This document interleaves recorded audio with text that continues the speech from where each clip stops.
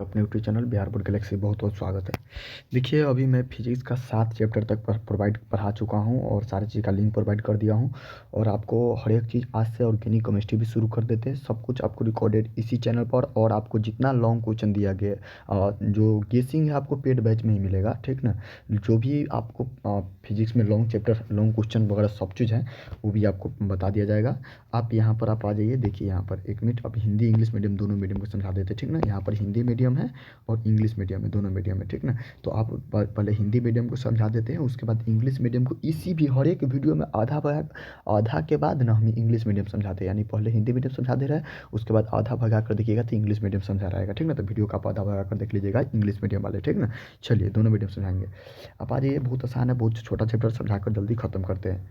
देखिए, विद्युत चुंबकीय तरंग क्या है भैया? विद्युत चुंबकीय तरंग कुछ नहीं है, आप समझ लीजिए। विद्युत चुंबकीय तरंग एक प्रकार का तरंग है जो इलेक्ट्रिक फील्ड का मतलब कि विद्युत क्षेत्र, और मैग्नेटिक फील्ड का मतलब चुंबकीय क्षेत्र के बीच में जो वाइब्रेशन होता है, जो तरंग उत्पन्न होता है, उसे हम विद्युत चुंबकीय तरंग कहते हैं। देख लीजिए, इसका नाम है विद्युत चुंबकीय। विद्युत का मतलब विद्युत क्षेत्र और चुंबक का मतलब चुंबकीय क्षेत्र। यह एक प्रकार का तरंग होता है जो चुंबकीय क्षेत्र एवं विद्युत क्षेत्र के लंबवत या वक्रीय रूप में होता है। हाँ, ये तरंग है जो इलेक्ट्रिक फील्ड्स और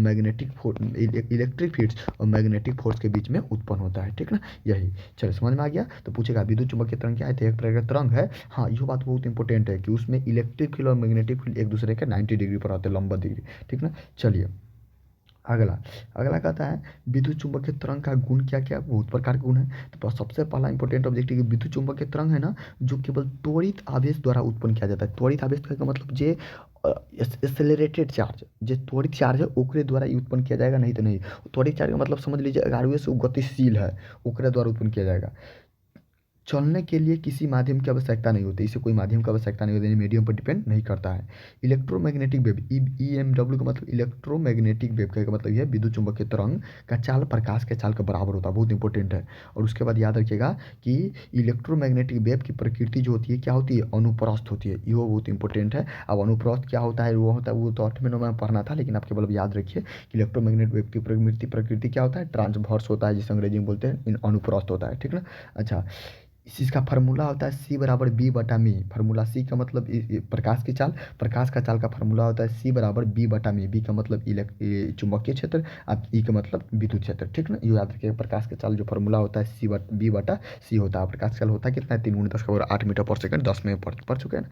चलिए, ये सब जो थे याद रखिएगा, आवश्यकता ना है, खाली आपको बता दे रहे हैं, खाली काम का चाहिए। फिर भी एक बार देख लीजिए, पूछेगा कि विद्युत चुंबकीय स्पेक्ट्रम क्या है। तो भैया देखिए, विद्युत चुंबकीय स्पेक्ट्रम का मतलब ना बहुत प्रकार के तरंग होता है, बहुत प्रकार तरंग के ना, अगर एगो डायग्राम पर हम लेके उसके तरंग दैर्ध्य, उसके हम कहेंगे फ्रीक्वेंसी के आधार पर सजा देंगे ना, तो उसे हम लोग कहते हैं विद्युत चुंबकीय तरंग कहते हैं। वही देखिए, विद्युत चुंबकीय के समस्त तरंग दैर्ध्य या आवृत्ति को क्रम के अनुसार वर्ण पट पर व्यवस्थित कर दिया जाने से उसे विद्युत चुंबकीय तरंग कहते हैं। अगर एगो हम एगो इस प्रकार के पट्टी ले लेते हैं, हम कहते हैं अच्छा रेडियो तरंग है, उसका तरंग दैर्ध्य इतना है, अच्छा सूक्ष्म तरंग एकर तरंग दैर्ध्य इतना है। हम डाटा के अनुसार दिखाएंगे कि डाटा पार लिए रहेंगे तो दिखाएंगे, देख रहे कहते हैं कोई स्पेक्ट्रम बन गया, ठीक नहीं। ये सब कोई बड़ी बात नहीं, सुनिए। हाँ, इसमें सब याद रखना है भैया, ना सब नहीं याद रखना है, कुछ कुछ कथी याद रखना है, आपको इतना याद रखना है कि किस तरंग का उपयोग कहाँ होता है। आप चाहे तो याद रख सकते हैं इसका तरंग दैर्ध्य आवृत्ति कितना होता है, लेकिन किस तरंग का यूज कहाँ होता है ये सबसे इंपॉर्टेंट है। जैसे कि देखिए हम आपको बताते हैं, रेडियो तरंग का यूज कहाँ होगा भाई, बैटरी वाला फोन में, टीवी टेलीविजन में, बस रेडियो में, ऐसा में। सूक्ष्म तरंग का यूज कहाँ होगा, रडार सिस्टम में, जो जहाज में लगा रहता है, बॉल के स्पीड मापे में, खेल में बॉल के स्पीड मापे में किया जाता है, ठीक ना। आपको ये याद रखना है। अवरक्त किरण, जिसको हम लोग बोलते हैं इंफ्रारेड, इंफ्रारेड का प्रयोग किया जाता है सोलर कुकर में खाना बनाने में, मौसम के पूर्वानुमान लगाने में, मौसम के अनुमान लगाने में, कि बारिश होती है कि गर्मी रहती है, कितने गर्मी रहती है, ये सब मौसम का अनुमान लगाने में। क्लियर है। अच्छा, अगला बात, दृश्य किरणें। दृश्य किरणें का उपयोग हम लोग कहाँ करते हैं, दृश्य किरणें के लोग लेजर लाइट में, फोटोग्राफी में, रंग बिरंगी दुनिया को देखने के लिए इस प्रकार की चीज़ों को हम दृश्य किरण उपयोग करते हैं। पराबैंगनी किरण का उपयोग कहाँ करते हैं, पानी को शुद्ध करने में, बैक्टीरिया मारने में, तो ये सब याद, यानी कि पानी के प्यूरिफिकेशन में और बैक्टीरिया को मारने में। तो इस सब आपको इतना ये सब बात याद रखना, ठीक है। बहुत छोटा सा चैप्टर था, हम आपको बता दिए। अच्छा, एक्सरे किरण कहाँ प्रयोग करते हैं, तो सबको पता है कि भाई गोर हाथ के हड्डी उड्डी टूट जाए तो सबसे पहले तो वही इलाज करने में, तो टूटी हुई हड्डी को चेक करने में। ट्यूमर के मतलब के लिए आपको कैंसर की इलाज करने में, ट्यूमर या कैंसर के आपको इलाज करने में, ठीक ना। अगला, गामा किरण की यूज कहाँ किया जाता है, तो खाद्य संरक्षण में, भोजन के संरक्षक में। अच्छा, आपको बताना है, आपको पढ़ाया है भोजन के संरक्षण में फूड प्रिजर्वेटिव में खाद्य संरक्षण में कौन दवाई का यूज करते हैं? कैंसर के इलाज में, न्यूक्लियर उत्पन्न में, ठीक है, तो ये सब आपको याद रखना है। परिनालिका के लिए चुंबकीय ऊर्जा का घनत्व होता है U बराबर बी स्क्वायर बटा में 2 म्यू नॉट, याद कर लीजिए, U बराबर बी स्क्वायर बटा में 2 नॉट, ठीक ना। अच्छा, आपको बताइए कैपेसिटर का एनर्जी डेंसिटी यानी ऊर्जा घनत्व कितना होता है, आपको बताना है कमेंट बॉक्स में।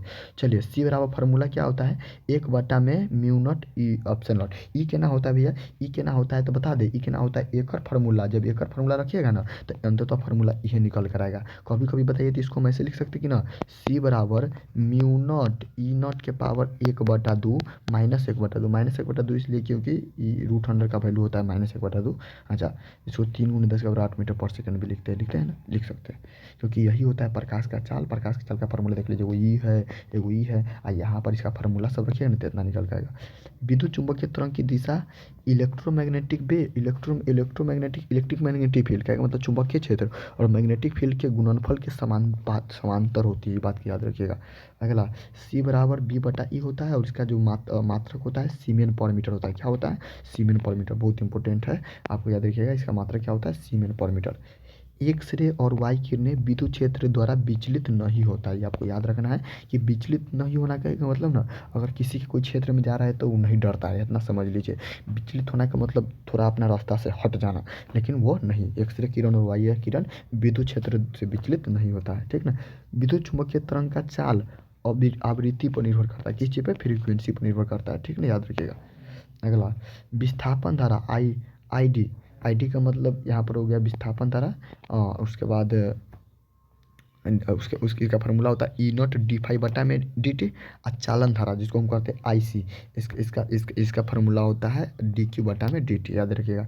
इसका होता है ई नॉट डी फाइव बटा में डी टी, इसका होता है डी क्यू बटा में डी टी। आपको याद रख लेना, इस सब में बड़ी चीज़ें नहीं है, इस सब कोई समझ अति वाली बात ही नहीं है, ठीक ना। तो ये रहा इंग्लिश मीडियम के लिए। अब हिंदी मीडियम के लिए इंग्लिश मीडियम को समझा दे रहे हैं, बाकी चीज़ आपको समझ लीजिएगा। ऑर्गेनिक केमिस्ट्री वगैरह सब कुछ आपको शुरू कर दिया जा रहा है, और चाहे तो अभी ऑफर चल रहा है, आप ले सकते हैं सारे नोट्स वगैरह, अभी ऑफर चल रहा है। नंबर पर कॉन्टेक्ट कर सकते हैं 6201359657, ठीक है ना। चलिए, देखिए इलेक्ट्रोमैग्नेटिक वेव क्या है भाई, सुनिए। इलेक्ट्रोमैग्नेटिक वेव आसान भाषा में बताते हैं, हमारे आपको 2 नंबरी में जो वहाँ पर लिख कर दी उससे आसान परिभाषा यही है।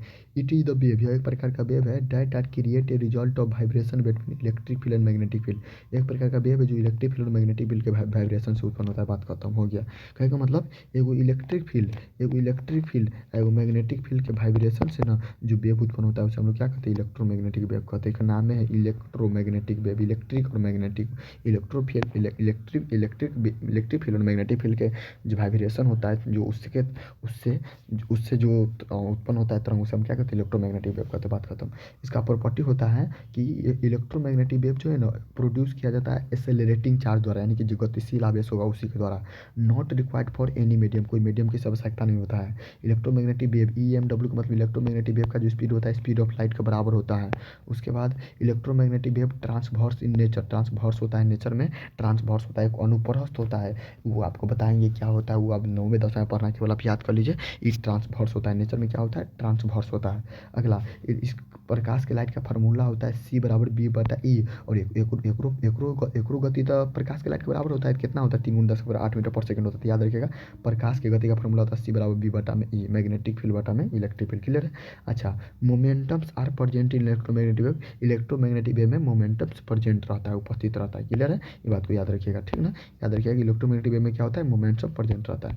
चलिए, यहाँ पर आप देखिए, इसके बाद आपको क्या पढ़ना है? इलेक्ट्रोमैग्नेटिक वेव के स्पेक्ट्रम पढ़ना है। भाई स्पेक्ट्रम से कोई बड़ी बात नहीं है। स्पेक्ट्रम का मतलब होता है ना कि एक प्रकार का ना आपको एगो बना कर दे रहे डाटा, कि मान के चलिए रेडियो वेव है, माइक्रोवेव है, इंफ्रा रे है, अल्फा रे है, तो गामा रे है, तो इस सब का कितना वैल्यू होता है, इसका तरंग दैर्घ्य कितना होता है, फ्रीक्वेंसी कितना होता है, इसका वेवलेंथ कितना होता है, तो एगो डाटा का आधार पर एगो ग्राफ दिखा देंगे ना, तो ओकरे हम स्पेक्ट्रम कहते हैं, वही कहते हैं। आपको जैसे देखिए चलिए इलेक्ट्रोमैग्नेटिक वेव स्पेक्ट्रम क्या है, तो the orderly arrange electromagnetic wave in increasing and decreasing order of the wavelength frequency. उससे वेवलेंथ और फ्रीक्वेंसी को बढ़ते और घटते क्रम में हम एगो ग्राफ पर सजा देंगे तो इसे इलेक्ट्रोमैग्नेटिक वेव कहते हैं। इससे कोई वैल्यू नहीं है, इससे पर पूछे नहीं करता है। ये भैया सब याद करना है ना, एक खाली यूज। रेडियो वेव क्या है, तो रेडियो वेव भैया का मतलब होता है, इसका यूज किया जाता है सेलफोन में, रेडियो में, टीवी में और एम्पलीट्यूड मॉड्यूलेशन में। माइक्रोवेव का यूज क्या किया जाता है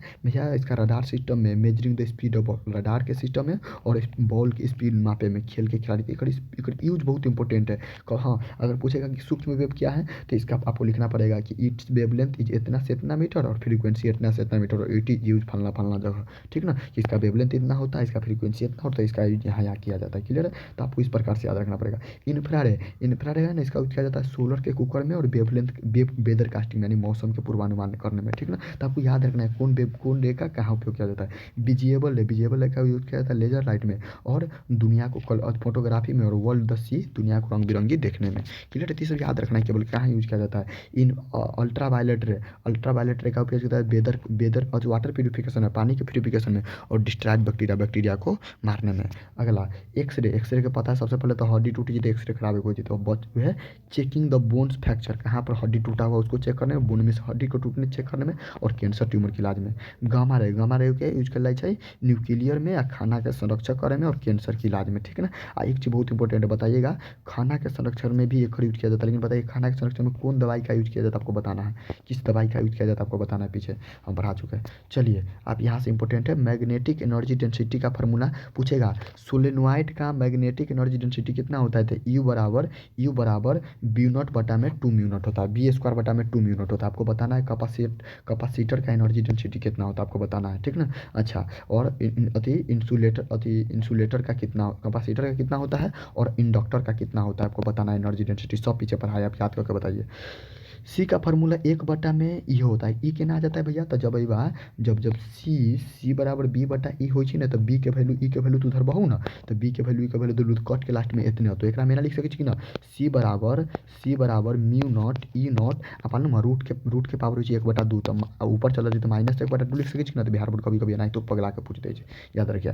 और सी का वैल्यू हो कितना इतना 3 × 8, ई के नाम भैया तो रूट अंडर म्यू के वैल्यू 4 पाई × 10 के बाद माइनस आता है, ई के वैल्यू 8.85 × 10 के -12 धक के पट्टी सुट्टी का गुना काटवा करबू ना तो इतने होता है वैल्यू काट के।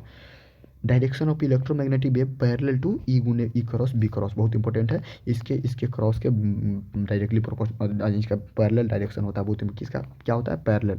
अगला हाँ एक चीज़ और बताना भूल गया आपको कि इलेक्ट्रोमैग्नेटिक वेव होता है ना, इलेक्ट्रिक फील्ड और मैग्नेटिक फील्ड के 90 डिग्री परपेंडिकुलर होता है, वहाँ पर लिखा हुआ है, देख लीजिएगा परिभाषा में। चलिए अगला डायरेक्शन ऑफ इलेक्ट्रो हो गया, डायरेक्शन हो गया। और एक अति इस सी बराबर फॉर्मूला तो बताइए दिल्ली हो गया, एक मात्रा कहते हैं जो सीमेन पर मीटर, मात्रा कहते हैं सीमेन पर मीटर। एक्स-रे किरण और वाई रे किरण not deflected in electric field, electric field में डिफ्लेक्ट नहीं होता है, ये बात को आपको याद रखना है। और इलेक्ट्रोमैग्नेटिक वेव का स्पीड फ्रीक्वेंसी पर निर्भर करता है, किस पर निर्भर करता है, फ्रीक्वेंसी पर, ठीक है ना। चलिए ऑल ओवर समझा दिए। ऑर्गेनिक केमिस्ट्री लेकर आ रहा है, ऑर्गेनिक केमिस्ट्री के बाद तुरंत आपको A to Z पूरी आपको जल्द से जल्द आपको बता दिया जाएगा, मैथ का गेसिंग वगैरह सब कुछ आपको आज मिल भी जाएगा। Thank you.